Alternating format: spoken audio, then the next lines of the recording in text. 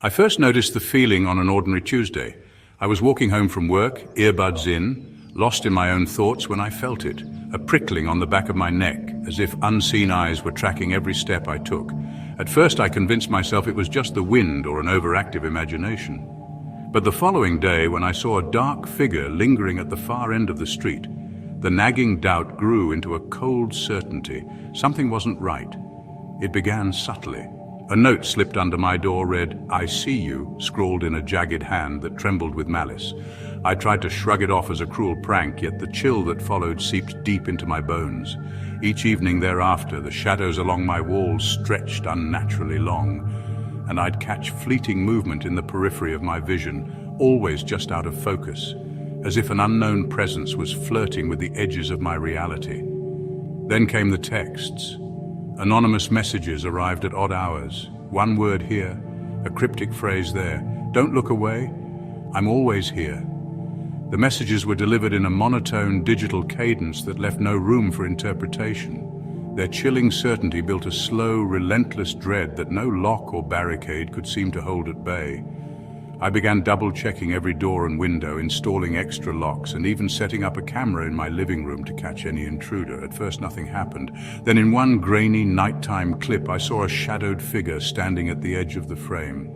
The figure didn't move, didn't speak. It simply watched, as if it had all the time in the world. Its silent vigil was more suffocating than any scream, and I couldn't shake the feeling that it was not alone in its intent.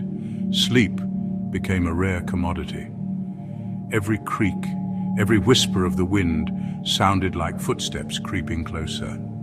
I started to question everything. Had I unwittingly invited this presence into my life? Was it a figment of my own fractured memories, or something that had been there all along, lurking in the recesses of my past? One night, as I sat at my kitchen table trying to force sleep, I heard soft, deliberate footsteps outside my window. I froze, my pulse thundering in my ears, until the sound faded into the indistinct hum of the night.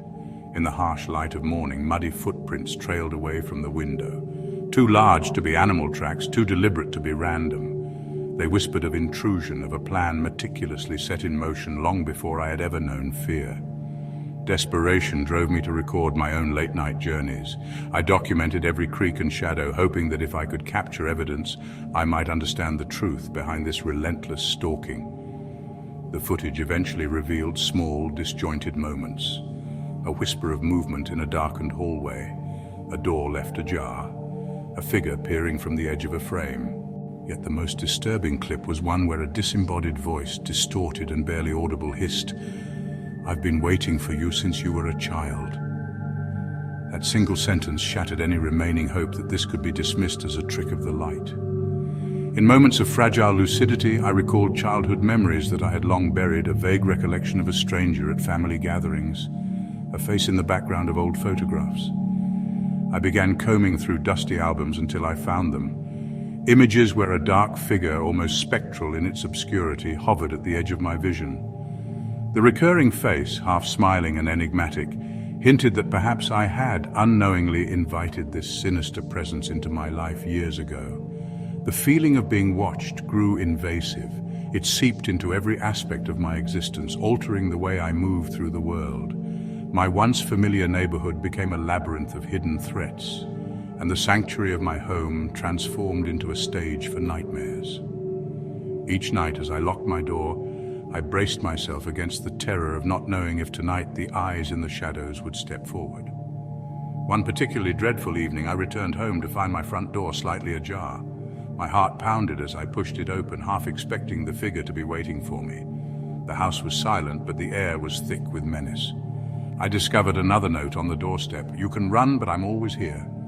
The words, taunting and final, forced me to confront a grim truth. I was trapped in a web of terror, spun by someone who knew me intimately.